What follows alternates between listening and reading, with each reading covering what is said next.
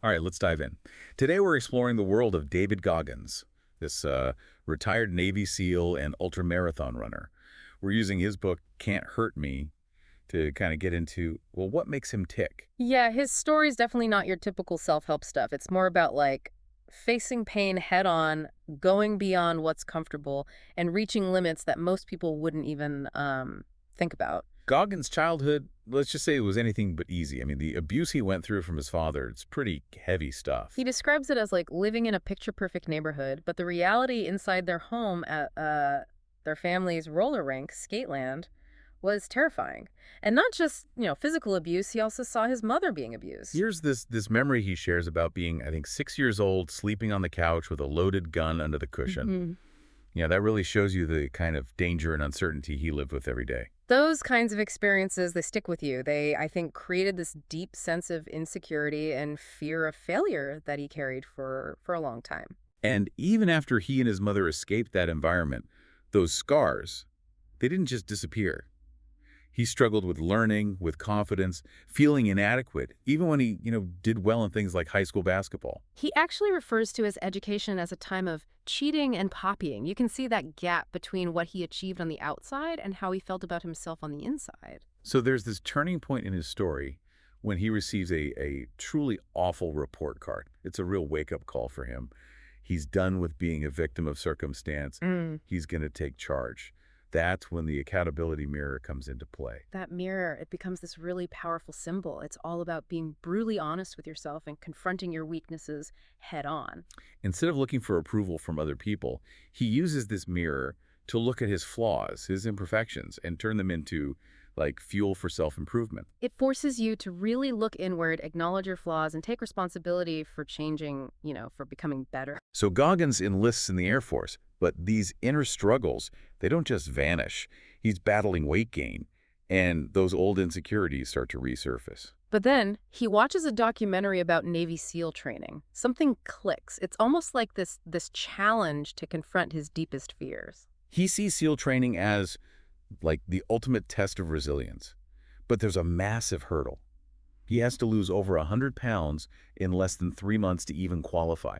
Can you imagine? It's incredible. He basically went into overdrive, this insanely disciplined training regimen, pushing himself to the limit, driven purely by willpower and this burning desire to succeed. I read that he even started running in those heavy Bates Lights boots, the ones SEAL candidates wear, to prepare himself mentally and physically for the trials ahead. Shows you the level of commitment, right? He was prepared to face any hardship to reach his goal. And he did it. Not only did he lose the weight, he aced the as-is VAB, overcoming those learning challenges through sheer force of will. It's a prime example of what he calls callousing the mind, pushing yourself past those comfort zones over and over until you build up this incredible mental fortitude. But then comes the ultimate test, Navy SEAL training, and specifically the notorious Hell Week. Oh, Hell Week. 5.5 days of intense physical and psychological stress, sleep deprivation, constant cold, relentless challenges. It's designed to break you. Very few people make it through. And Goggins went through it not once, but 3 times. 3 times. Why would anyone put themselves through that more than once? It just seems unimaginable. For Goggins, it wasn't just about becoming a SEAL. It was about proving to himself that he could overcome anything, no matter how brutal. It's like he takes this idea of the 40% rule, this concept that most people only use about 40% of their potential, and just throws it out the window. He really believes we all have so much more resilience and endurance than we think we do. But it's our self-doubt, that fear of being uncomfortable, that holds us back. And he embodied that during SEAL training. He pushed past his own expectations and, inspired those around him. There's this story about his tenacity with his boat crew leader during Hell Week. You mean Psycho Pete, the instructor who seemed to have it out for him? That's the one. No matter what Psycho Pete threw at him, verbal abuse, grueling tasks, Goggins wouldn't crack. He stayed right behind him, matching his pace. It's just pure determination, this primal drive that let him push through exhaustion and pain. He refused to give up, even when the odds were stacked against him. But it wasn't just physical strength. Goggins actually had a deep fear of water, and it nearly made him quit during this tough underwater knot-tying exercise. Oh, he describes it as almost blacking out, his body just frozen by panic. And then something incredible happens. He looks at Psycho Pete, his instructor, and he smiles. He smiled. In the face of terror, what happened next? And the fear just recedes. He taps into that calloused mind, pushes through the discomfort, and completes the exercise. It's fascinating, right? This mental toughness. Is it something we all have? Or is it a result of Goggins' unique experiences? Goggins believes that anyone can cultivate a calloused mind. It's about actively seeking out discomfort, embracing challenges, and developing that mental fortitude to break through perceived limitations. So it's not about becoming numb to pain, but about changing our relationship with it. Absolutely. It's about seeing discomfort as a necessary part of growth and using it to build resilience. But even with this incredible mental strength, Goggins wasn't immune to setbacks. He faced injuries, failures, and even a life-altering medical diagnosis. Yeah, during SEAL training, there were stress fractures, really bad knee injury. He had to make the difficult decision to withdraw from training twice to let his body heal. He did, and both times he came back even stronger, pushing through unbelievable pain to finally earn his SEAL trident. The sheer determination is, well, it's inspiring. And then his journey takes this inspiring turn. He discovers this passion for ultra-endurance events, like testing his limits in a whole new way. His first 100-mile ultramarathon is legendary. He signed up with barely any training, fueled himself with Myoplex and Ritz crackers. Ritz crackers. That doesn't sound like the most ideal fuel for a 100-mile race. It wasn't. He went through extreme pain, mental and physical breakdowns, but he just kept going. He talks about tapping into his cookie jar, this Wow. mental collection of past wins, to push himself through those really dark moments. It's a great reminder that we all have this inner strength, built from our experiences, that we can access when things get rough. Goggins is showing us that it's not just about the physical stuff, it's about mental resilience and believing in yourself no matter what. Totally agree. By tapping into those inner resources, we can achieve so much more than we think we can. And he didn't stop at one ultramarathon. He took on some of the world's toughest endurance events. He ran Badwater 135, which is widely considered the most grueling foot race in the world. It's in Death Valley, in July, with temperatures soaring over 100 degrees. And he did it with minimal training, driven by this goal of raising money for the Special Operations Warrior Foundation. So it wasn't just about testing himself. He was using his endurance to serve a larger purpose. Exactly. And this dedication went beyond athletics. After his time as a SEAL, he became this sought-after motivational speaker, sharing his story with students, athletes, corporations. He was traveling around the country, running ultramarathons in different cities, using these events to spread his message and encourage people to break free from their limitations. It was this really unique blend of his love for endurance and his commitment to service. He wasn't just talking the talk, he was walking the walk. Even with all this success, Goggins never stopped looking for new challenges. He always wanted to push himself further. Like that time, he set a Guinness World Record for pull-ups, over 4,000 in 17 hours. Incredible strength and stamina. He pushed himself to the point of collapse, showing this incredible commitment to exceeding his own boundaries. But it wasn't about chasing records. It was about exploring the depths of his potential. He even tried to join the Army's Delta Force, going through their notoriously difficult selection process. He did well in a lot of the challenges, but he had this major setback when he got lost during a land navigation exercise. It just goes to show that even someone as driven and accomplished as Goggins can experience failure. And what's remarkable is his approach to failure. It's not a defeat, it's a chance to learn and come back stronger. It's that growth mindset in action, always looking for ways to improve and learn from mistakes. Which brings us to a life-changing event for Goggins, a medical diagnosis that could have easily derailed everything. Tell me more about this. It must have been quite a hurdle for him. He found out, during a routine checkup no less, that he had a hole in his heart. Atrial septal defect, it's called. Something he'd been living with his whole life without knowing. Thinking about everything he achieved with this condition, it's mind-blowing. Right. It speaks volumes about his resilience. He defied medical expectations. But this diagnosis forced him to really confront his mortality, to make some tough choices about his future. I think it would have been understandable if he'd chosen to, scale back his aspirations. Of course. But Goggins wouldn't be Goggins if he didn't turn this setback into another opportunity for growth. He used his recovery time to explore new avenues of physical and mental development, started delving into the benefits of stretching and flexibility. So he went from being all about strength and power to recognizing the importance of balance, of overall well-being. It was a huge shift in his training and one that he credits with, extending his athletic career and improving his quality of life. It reminds us that even the toughest individuals can benefit from adapting and embracing new perspectives. His entire journey really showcases this incredible capacity for resilience and adaptation that we all have.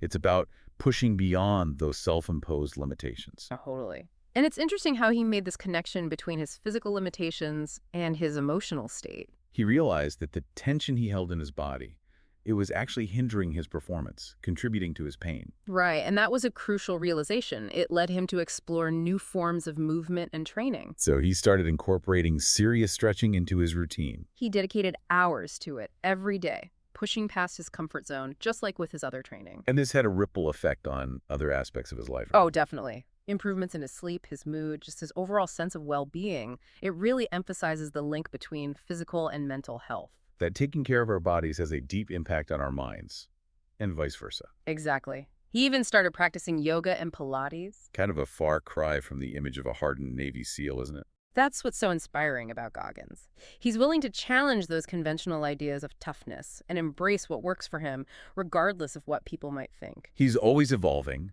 looking for new ways to optimize his performance and enhance his well-being. It's a testament to his growth mindset and his commitment to self-improvement. Which brings us back to his pull-up record. Goggins set a Guinness World Record by completing over 4,000 pull-ups in 17 hours. An incredible feat of physical and mental endurance. And he didn't stop there. He later tried to break his own record, aiming for 6,000 pull-ups in 24 hours. That's an incredibly ambitious goal. It must have pushed him to his absolute limit. It did. He trained relentlessly, planned meticulously for every aspect of the attempt, but despite all the preparation, he encountered setbacks. What kind of setbacks? Well, he experienced severe pain and inflammation in his hands. His body was basically breaking down from the repetitive motion, but he refused to quit. He relied on his mental toughness, his cookie jar, to keep going, visualizing success and drawing strength from those previous victories. So it seems like his mental fortitude was as important as his physical strength in this challenge. Absolutely. Unfortunately, though, he fell short of his goal. He stopped at around 4,000 pull-ups, and he felt defeated, like he'd failed. It's human to feel that way after putting in so much effort. True. But in typical Goggins fashion, he used this as a learning experience.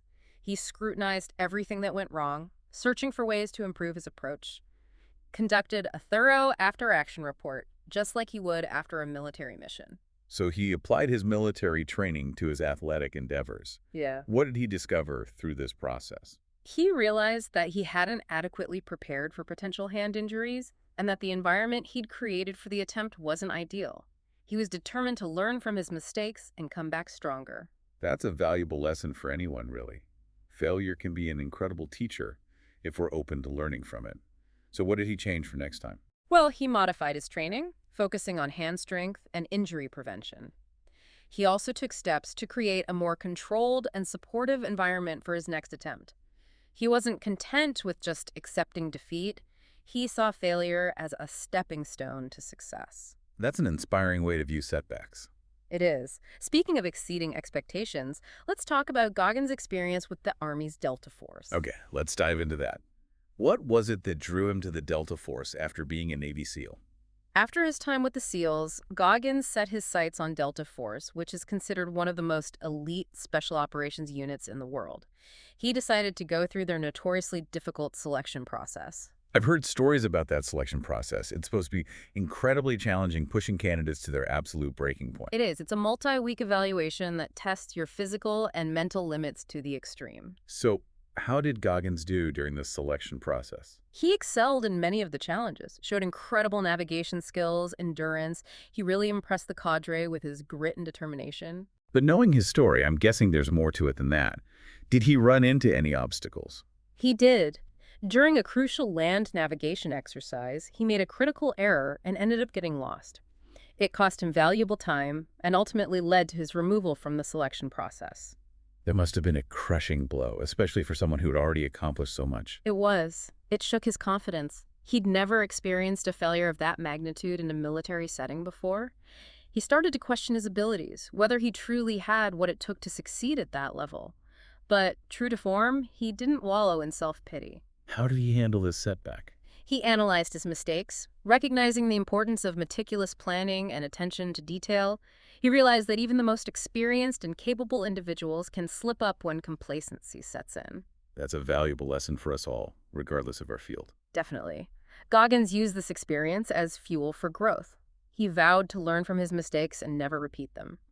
This leads us to his training approach and his philosophy of pushing past the 40% rule. Let's unpack that concept a bit. What exactly is the 40% rule? Goggins believes that most people only tap into about 40% of their true capabilities. We hold ourselves back with self-doubt, fear of discomfort, and a willingness to settle for mediocrity. So he's suggesting we all have this reservoir of untapped potential just waiting to be unleashed. Exactly. He encourages us to push past those self-imposed limits, embrace those growing pains, and discover the strength and resilience that lie within us. How do we do that? How do we tap into that extra 60% that we're leaving on the table? He uses this analogy of a car engine. A governor on an engine limits its speed, preventing it from achieving its full potential. Goggins argues that we all have mental and physical governors holding us back. He urges us to break free from those self-imposed limitations and access our full capacity. It's about shattering those perceived ceilings we've built for ourselves. Precisely. He also emphasizes the importance of callousing the mind. It's about developing the mental fortitude to withstand discomfort and push through adversity. So becoming mentally tougher, more resilient in the face of challenges. Exactly. He believes that by actively seeking out challenges, leaning into discomfort, and using pain as fuel, we build resilience and expand our capacity for endurance. It's almost counterintuitive, this idea of seeking out discomfort. It is. But he believes that by exposing ourselves to adversity, we grow and become more resilient. He even suggests scheduling suffering into our lives. Not in a masochistic way, I presume. No, but in a way that promotes personal development and growth. So incorporating challenges into our routines, whether it's pushing harder in the gym, tackling a difficult task at work, or simply stepping outside of our comfort zones. You got it. He believes that by constantly challenging ourselves, we develop that callous mind and build the mental toughness to overcome any obstacle. He also emphasizes the importance of self-awareness. Self-awareness is key, right? It's about understanding our strengths, our weaknesses, and being honest with ourselves about where we might be fooling ourselves. Absolutely. He encourages us to be brutally honest with ourselves, identify the areas where we're holding back, and confront those limitations head on. It's about taking responsibility for our own growth and making those positive changes. He often talks about the accountability mirror as a tool for this kind of self-reflection. How can our listeners use this tool effectively? It's about looking in the mirror and honestly evaluating your thoughts, emotions, and behaviors.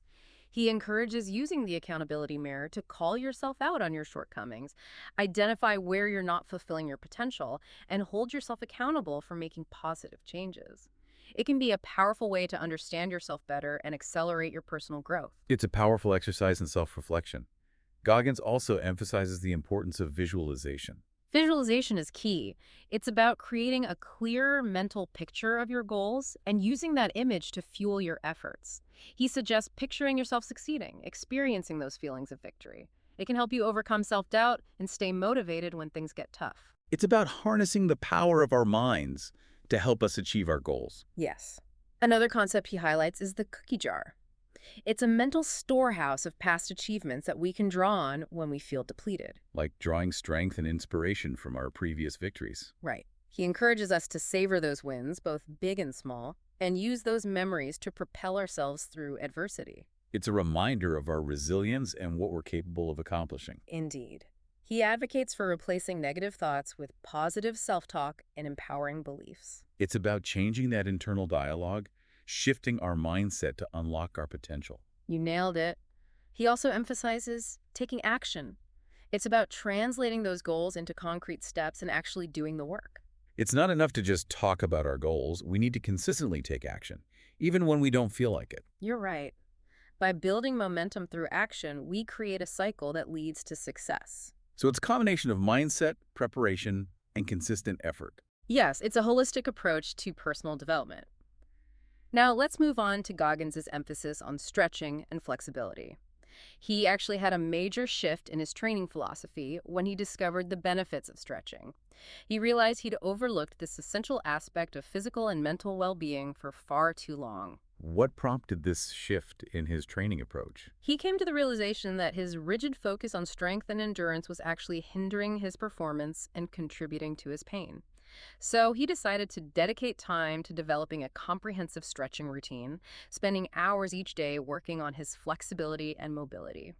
It was a pretty radical departure from his previous training methods, but it sounds like it was a game changer for his physical and mental well-being. Absolutely.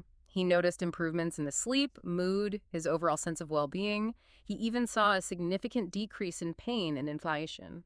He became a huge advocate for incorporating stretching into everyone's daily routines, even challenging those conventional notions of toughness. It's interesting how he went from this sole focus on strength and endurance to embracing the importance of balance and holistic well-being. It speaks to his willingness to adapt and evolve, constantly searching for ways to optimize his performance and really enhance his quality of life. He believes that true strength comes from a balance of physical and mental well-being.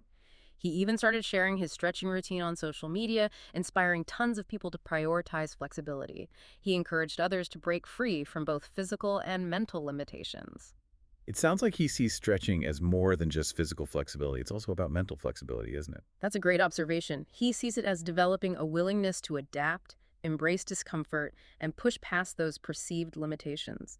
He views stretching as a metaphor for life, really. I like that analogy. Can you elaborate on that a bit? Just as we stretch our bodies to maintain mobility and prevent injuries, we need to stretch our minds to grow and evolve. By embracing discomfort and pushing past our comfort zones, we expand our capacity for resilience and unlock our potential. It's about constantly challenging ourselves to become more adaptable and resilient in all aspects of our lives. Exactly. He encourages us to approach stretching with the same intensity and determination as we would any other form of training. He believes that by dedicating ourselves to flexibility, we can achieve new levels of physical and mental performance. It's fascinating how he's woven this seemingly simple practice into his whole philosophy of personal development. It really highlights that interconnectedness of physical and mental well-being. Let's shift gears a bit and talk about his experiences as a motivational speaker and his approach to recruitment. After retiring from the Navy, he became this highly sought-after motivational speaker, sharing his story with audiences all over the world. He did. He spoke at schools, businesses, military bases, inspiring people with his message of resilience and determination. He also used his platform to recruit for the Navy SEALs, taking this unconventional approach that combined his passion for ultra-endurance events with his desire to serve his country. How did he manage to combine those two passions? He traveled across the country running ultramarathons in different cities. He used those events to draw attention to his message and inspire people to push past their limits. It was a unique and apparently effective method of recruitment. He wasn't just telling people about the SEALs. He was showing them what was possible through his own actions. Absolutely. He connected with people on a personal level, demonstrating the power of his philosophy through his own experiences. He inspired a lot of people to consider a military career, especially with the SEALs. He challenged them to embrace discomfort, push their limits, and strive for greatness. He really embodied the values of the SEALs, didn't he? Showcasing the importance of teamwork, discipline, mental toughness. He did. He became a role model for aspiring SEAL candidates, proving what could be achieved with dedication and hard work. He helped to change the perception of the SEALs, showing the human side of these elite warriors. He emphasized character, integrity, and service. He did. And he inspired a new generation of SEALs driven by this desire to make a difference. He also had some valuable insights on analyzing failures and conducting thorough after-action reports. Let's delve into that a bit. It seems like he views failure not as an endpoint, but as a valuable learning opportunity. You got it. He advocates for analyzing our missteps, identifying those root causes, and devising strategies to avoid repeating them. He uses this military concept of the after-action report, or AAR, as a framework for this process. Can you explain what an AAR is and how it can be applied to everyday life? An AAR is basically a structured review of a mission or operation designed to identify lessons learned and improve future performance. Goggins encourages us to apply this same approach to our personal and professional endeavors. By conducting AARs after any significant event, we can accelerate our learning and growth. So it's about taking a systematic approach to analyzing our experiences, both successes and failures, so we can learn and improve. Precisely. He stresses being totally honest with ourselves, acknowledging our mistakes, identifying weaknesses, and taking ownership of those failures. It's about avoiding excuses or blaming external factors. By taking full responsibility for our actions, we empower ourselves to make positive changes. It's about owning our mistakes and using them as fuel for growth. You got it. He also stresses the importance of identifying actionable takeaways from these AARs. It's not about dwelling on what went wrong, but about developing strategies to improve future performance. It's about focusing on what we can control: our preparation, our effort, our mindset. It's a proactive approach to learning from our experiences. Mm. How does he suggest documenting and sharing these AARs? He recommends writing down your observations, insights, and plans of action. This creates a written record that you can revisit and track your progress. He also encourages sharing AARs with others to get feedback and insights from, trusted mentors and peers. By engaging in open dialogue about our failures, we can learn from each other's experiences and grow more quickly. It's about creating a culture of continuous improvement, both individually and collectively. Exactly. Now let's discuss Goggins' philosophy of embracing discomfort and using it to fuel personal growth. He believes that comfort is the enemy of progress. By staying within our comfort zones, we stagnate and never reach our full potential. It's a thought-provoking concept. Yeah. We often seek comfort and avoid discomfort, but he's suggesting that embracing discomfort is actually the key to unlocking our potential. You're right. He advocates for intentionally seeking out challenges, embracing the suck, and using pain as a catalyst for growth. It's almost like he's saying we should befriend discomfort, view it as an ally in our journey of self-improvement. Precisely. He compares it to callousing our minds. Just as our hands develop calluses to protect them from repeated friction, our minds develop calluses to protect us from life's challenges. So the more we expose ourselves to discomfort, the more resilient we become. Exactly. By exposing ourselves to challenges and overcoming adversity, we strengthen our resilience, making us better equipped to handle future obstacles. He also emphasizes the importance of a support system. Having a network of people we can rely on for encouragement, guidance, and support during tough times is crucial. He encourages us to nurture strong relationships with family, friends, mentors, and others who can provide us with a sense of community and belonging. By surrounding ourselves with supportive individuals, we enhance our resilience and our ability to overcome adversity. It's a reminder that we don't have to go through challenges alone. We can draw strength and support from those around us. He also stresses the importance of self-care, taking care of our physical, mental, and emotional well-being. Self-care is often overlooked, but it's essential for maintaining our resilience and navigating challenges effectively. He encourages us to engage in activities that nourish our minds, bodies, and spirits. By prioritizing self-care, we can prevent burnout, manage stress more effectively, and increase our overall resilience. It's about taking care of ourselves so we can show up fully for ourselves and for others. He also talks about maintaining a positive outlook, choosing to focus on the good even in the midst of challenges. It's about shifting our perspective and finding those silver linings, even in difficult situations. He encourages practicing gratitude, appreciating what we have, and cultivating optimism. By maintaining a positive outlook, we increase our resilience, elevate our mood, and enhance our overall well-being. It's about choosing to focus on the positive aspects of our lives and cultivating a sense of hope and possibility. He encourages us to reframe our perspective on challenges. Instead of viewing them as setbacks, we should see them as opportunities for learning and growth. By adopting a growth mindset, we can transform adversity into fuel for self-improvement. It's about viewing challenges as stepping stones on our path to growth and development. He emphasizes the importance of learning from our mistakes. Mistakes are inevitable, but they hold valuable lessons if we're willing to learn from them. Absolutely. He encourages us to analyze our failures, identify those root causes, and develop strategies to prevent those mistakes from happening again. By embracing failure as a learning experience, we increase our resilience and become more successful in the long run. It's about viewing failure not as a defeat, but as a feedback mechanism that can guide us towards improvement. Goggins' story is full of these really intense physical challenges, incredible feats of endurance. But I'm curious about his perspective on something that might seem kind of contradictory to all that toughness: self-compassion. It is interesting. He definitely doesn't shy away from talking about self-reflection, understanding our emotional landscape, all that stuff. He talks about confronting our inner bitch, which is, that voice of self-doubt and negativity we all have to deal with. So how does he reconcile that with this whole philosophy of pushing through pain and discomfort? Right, it seems like those two things would clash. Well, he emphasizes that it's important to acknowledge those negative thoughts without letting them, um, take control. It's about recognizing they're there, but refusing to let them dictate your actions. So not ignoring or suppressing negative emotions, but learning to have a healthy relationship with them. Exactly. It's about having the self-awareness to see those thoughts for what they are and the mental strength to choose a different path. He also talks a lot about forgiveness, both of ourselves and of others. He believes that holding on to anger and resentment, it just eats away at you. It's about letting go of those negative emotions and making the conscious choice to move forward. It's a pretty powerful concept, especially considering what he went through as a kid, all that trauma. It shows the transformative power of forgiveness, right? He chose to forgive his father, not to excuse his actions, but to free himself from the burden of anger. He talks about this moment when he realized that the abuse he suffered, it wasn't his fault. That must have been a huge breakthrough for him. It was. It allowed him to finally let go of the guilt and shame that he'd been carrying for so long. It's a good reminder that forgiveness isn't really about the other person. It's about freeing ourselves from that emotional baggage that's weighing us down. And he also really emphasizes taking ownership of our lives.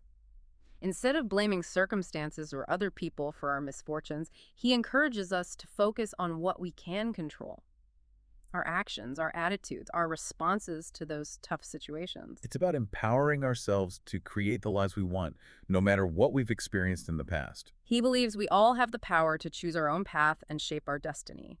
And he actually provides some pretty practical strategies for, cultivating self-discipline and reaching those goals.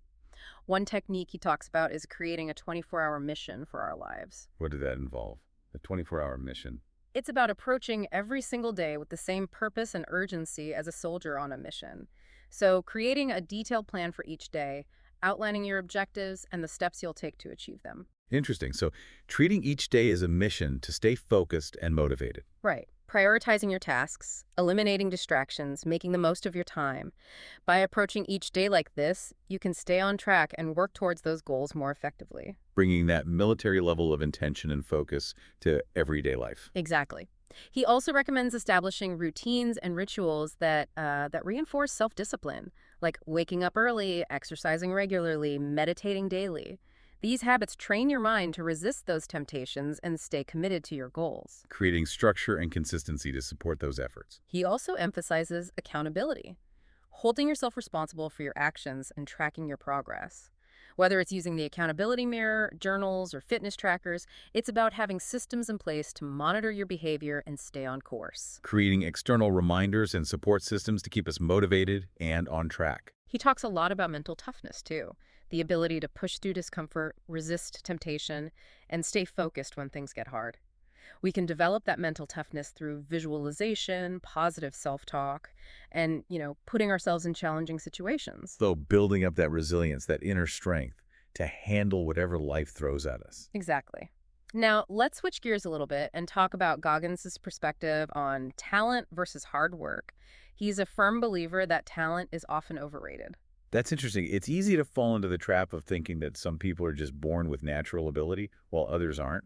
Sure, he acknowledges that some individuals might have, natural inclinations towards certain skills, but he stresses that true success, it comes down to hard work, dedication, and sticking with it no matter what. So it's not about inherent ability, but the amount of effort and dedication we put forth. Precisely. And he also emphasizes embracing the journey of development. Success isn't instant, it's the result of consistent effort over time.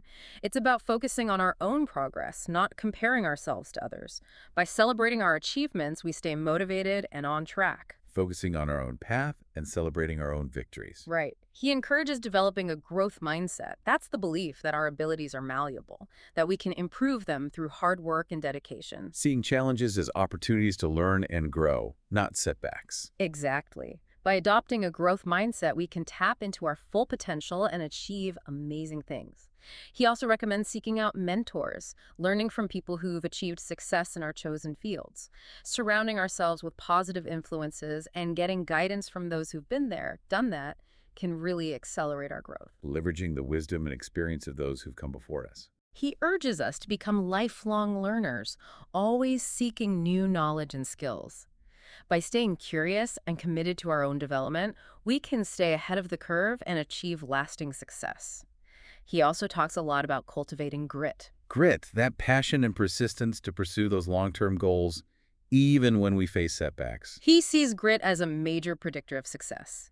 He encourages us to cultivate it by setting ambitious goals, embracing those challenges, and developing a relentless work ethic. By developing grit, we can overcome any obstacle and achieve our aspirations. Now let's talk about his thoughts on overcoming fear and embracing the unknown.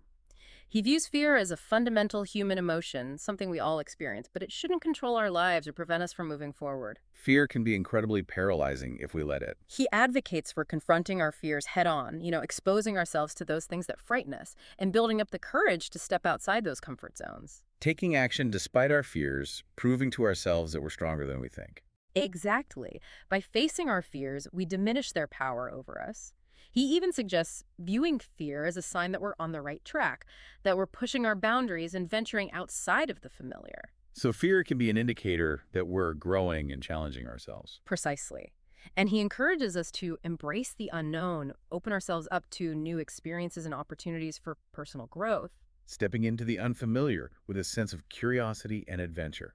He urges us to embrace risks, step outside those comfort zones, and, welcome those challenges that life throws our way. Viewing life as a journey of exploration and discovery. You nailed it. He advocates for developing a sense of adventure, a willingness to explore new territories, both physically and mentally. Retaining that childlike sense of wonder and excitement for the unknown. Exactly. He encourages us to be curious, seek out new experiences, and embrace the challenges that come with venturing outside our comfort zones. By doing so, we can lead richer, more fulfilling lives. He promotes viewing life as a journey, not a destination. Embracing the highs and lows, the challenges and triumphs, and learning and growing from each experience. By adopting that perspective, we can conquer fear, embrace the unknown, and live more meaningful, fulfilling lives. Now let's discuss his insights on setting ambitious goals and pursuing our dreams.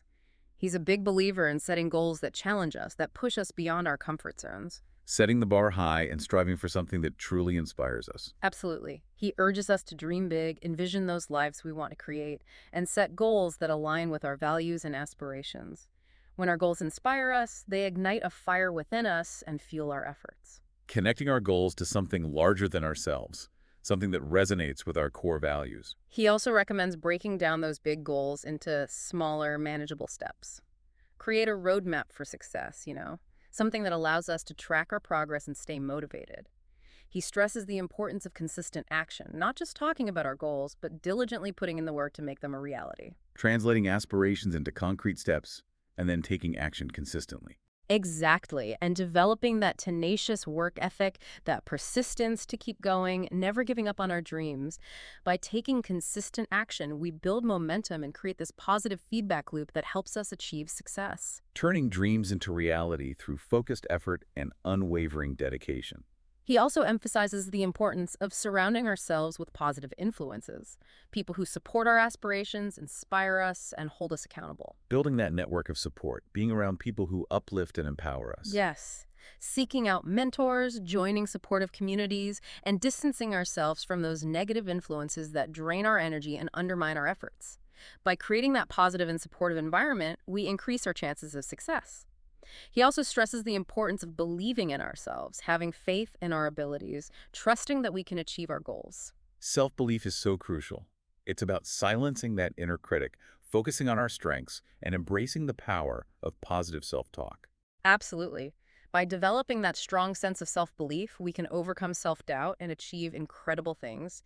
He also talks about perseverance, that determination to keep going even when we face setbacks. Perseverance. That unwavering commitment to our goals, no matter how tough things get. Right. He urges us to embrace challenges, view setbacks as opportunities for learning and growth, and never give up on our dreams. By developing perseverance, we can overcome any obstacle and achieve lasting success.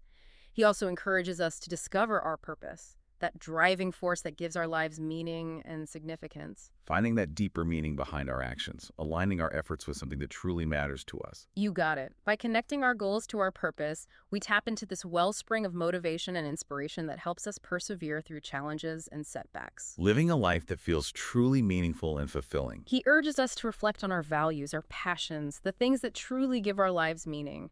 By identifying our purpose, we can unlock our full potential and live a life filled with meaning and purpose. Discovering what truly inspires us, and dedicating our efforts to something larger than ourselves. He also emphasizes the importance of serving others, using our talents and resources to make a positive impact on the world. Shifting our focus from ourselves to making a difference in the world around us. He believes that by focusing on helping others, we actually experience greater happiness and fulfillment ourselves. Contributing to something larger than ourselves and finding meaning in making a positive difference. He encourages us to find ways to give back to our communities, volunteer our time, or support causes we believe in. By serving others, we create this ripple effect of positivity and make the world a better place. Recognizing our interconnectedness and using our abilities to uplift and empower others. He also discusses the importance of leaving a legacy, creating something that outlives us and continues to impact the world even after we're gone. Thinking about the mark we want to leave on the world, the kind of impact we want to have. He encourages us to think about the legacy we want to leave behind, the difference we want to make. By focusing on our legacy, we can live a life of purpose and fulfillment. Leaving the world a better place than we found it. Now, let's explore his insights on building resilience and bouncing back from adversity. He believes resilience is essential for navigating life's challenges. We all encounter setbacks, obstacles, and disappointments. It's how we respond to those challenges that really defines our success and happiness. So it's not about avoiding challenges, but about building up that mental and emotional strength to navigate them effectively. You got it. He advocates for developing a resilient mindset, the ability to bounce back from adversity, learn from our mistakes, and keep moving forward even when things are tough. He compares it to a rubber band. Okay, I'm intrigued. Explain the rubber band analogy. Well, when you stretch a rubber band, it can withstand a certain amount of tension before it breaks. But if you repeatedly stretch and release it, it becomes more resilient, able to withstand greater tension without snapping. So the more we're stretched and challenged, the more resilient we become. Exactly. By exposing ourselves to challenges and overcoming adversity, we strengthen our resilience. It makes us better equipped to handle those future obstacles. He also emphasizes the importance of a support system. Having that network of people we can rely on during tough times for encouragement, guidance, support, that's so important. He encourages us to nurture those strong relationships with family, friends, mentors, people who give us that sense of community and belonging. It's a reminder that we don't have to go through challenges alone. We can draw strength and support from the people around us. He also stresses self-care, taking care of our physical, mental, and emotional well-being. Self-care is often overlooked, but it's crucial for maintaining resilience and dealing with challenges effectively. He encourages us to engage in activities that nourish our minds, bodies, and spirits. Making time for those things that bring us joy, relaxation, and a sense of renewal. By making self-care a priority, we can prevent burnout, manage stress better, and increase our overall resilience. It's about taking care of ourselves so we can show up as our best selves for ourselves and others. He also talks about maintaining a positive outlook, choosing to focus on the good, even when we're going through tough times. Shifting our perspective, looking for those silver linings even in difficult situations. Right. Practicing gratitude, appreciating what we have, cultivating optimism. By choosing to focus on the positive aspects of our lives, we can boost our resilience, elevate our mood, and improve our overall well-being. Choosing to focus on the good and cultivating a sense of hope and possibility. He also encourages us to reframe our perspective on those challenges. Instead of viewing them as setbacks, we should see them as opportunities for learning and growth. Viewing those challenges as stepping stones on our path to growth and development. He emphasizes learning from our mistakes. We all make mistakes, but they can teach us valuable lessons if we're willing to learn from them. Absolutely. He encourages us to analyze our failures, figure out why they happened, and come up with strategies to avoid making the same mistakes again.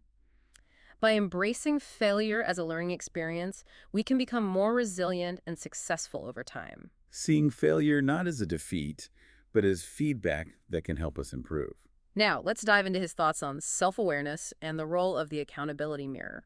Self-awareness is so important for personal growth, isn't it? It's about having that clear and honest understanding of ourselves, our strengths, weaknesses, areas where we can improve. He argues that without understanding our strengths and weaknesses, our values, beliefs, and behavioral patterns, we can't make any real progress. It's about having that honest self-assessment, recognizing both our positive qualities and areas where we have room to grow. He advocates for developing a deep sense of self-awareness through introspection, journaling, and feedback from people we trust. Taking time to reflect on our thoughts, feelings, and actions, and seeking feedback from trusted sources to gain a more objective perspective. He encourages us to be brutally honest with ourselves, confront our limitations, and acknowledge those areas where we might be fooling ourselves. Having the courage to look inward, even when it's uncomfortable, and face those parts of ourselves that we might prefer to avoid. By doing that, we can identify where we need to grow and develop strategies to overcome our challenges. Taking ownership of our personal development and becoming active participants in our own growth. He talks a lot about the importance of the accountability mirror. The accountability mirror, that's a powerful tool for self-reflection. It's about looking at ourselves in the mirror and honestly assessing our thoughts, feelings, and behaviors. Confronting ourselves with honesty and holding ourselves accountable for making positive changes. He encourages us to use that mirror to call ourselves out on our shortcomings, those areas where we're not living up to our potential, and hold ourselves accountable for making changes for the better. It's about creating a space for honest self-reflection and using that awareness as fuel for growth. He also emphasizes the importance of identifying those limiting beliefs we all have. Those negative thoughts and assumptions that hold us back from achieving our goals. The things that prevent us from chasing our dreams and living our lives to the fullest. He encourages us to challenge those beliefs, question their validity, and replace them with more empowering beliefs that support our growth. Recognizing the power of our thoughts and choosing to believe in ourselves and our abilities. He believes that by transforming our limiting beliefs, we can unlock our potential and do amazing things. Shifting from a mindset of limitation to a mindset of possibility. He also talks about identifying our values. Values, those guiding principles that shape our decisions and our actions. He encourages us to define our values, live in alignment with them, and make choices that reflect those core beliefs. Creating a life that feels authentic and aligned with our deepest beliefs. And he emphasizes the importance of setting boundaries. Boundaries are crucial for protecting our time, energy, and emotional well-being. He encourages us to say no to commitments that don't align with our values or goals, to protect our time and energy. Making conscious choices about how we spend our time and energy, and preventing ourselves from becoming overwhelmed. By setting boundaries, we create space for the things that truly matter and prevent ourselves from feeling drained and depleted.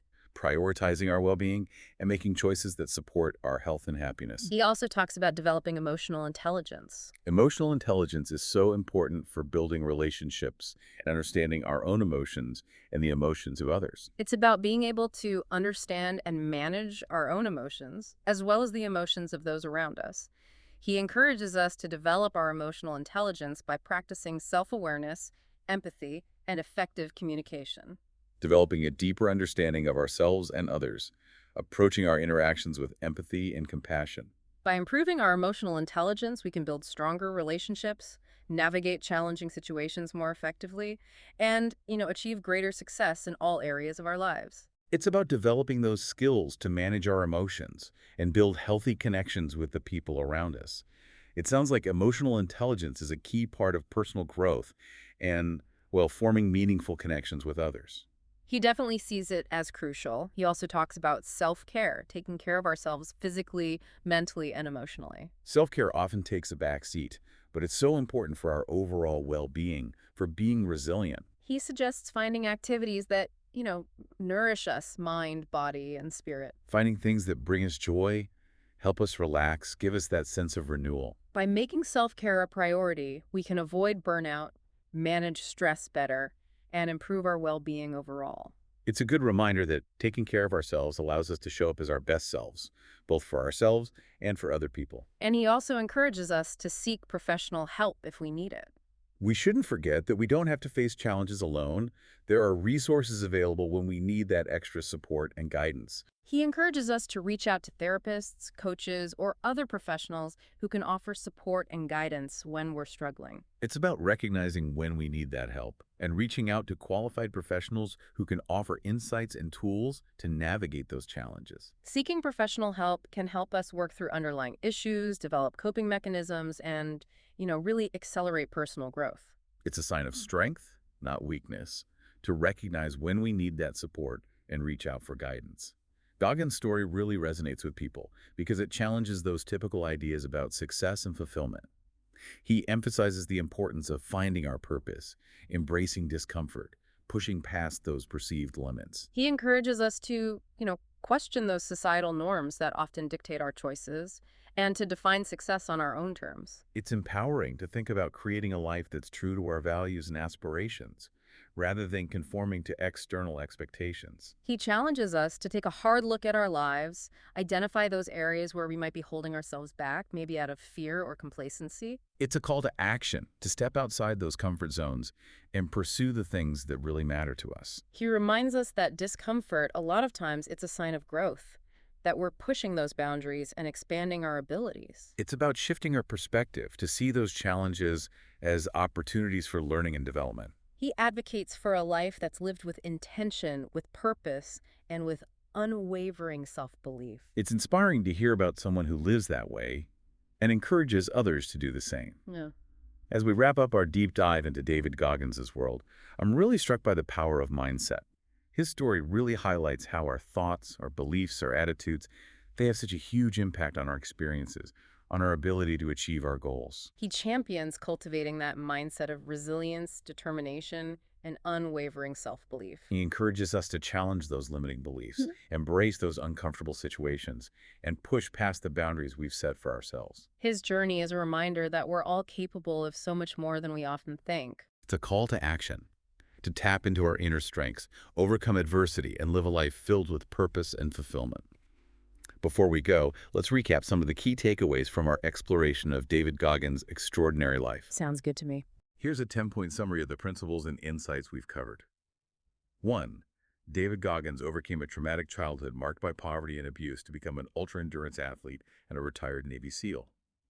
2. He turned his past trauma into fuel, developing a calloused mind through rigorous self-discipline and a relentless pursuit of discomfort. 3. He conquered Navy SEAL training, including the grueling Hell Week, not once, but 3 times, exceeding his perceived limits and defying all odds. 4. He triumphed over remarkable physical challenges like the Badwater 135 and the Arrowhead Ultramarathon, often with minimal training, driven by a desire to support charitable causes. 5. He used his cookie jar, a mental repository of past victories, to propel himself through those dark moments, reminding himself of his resilience and ability to overcome adversity. 6.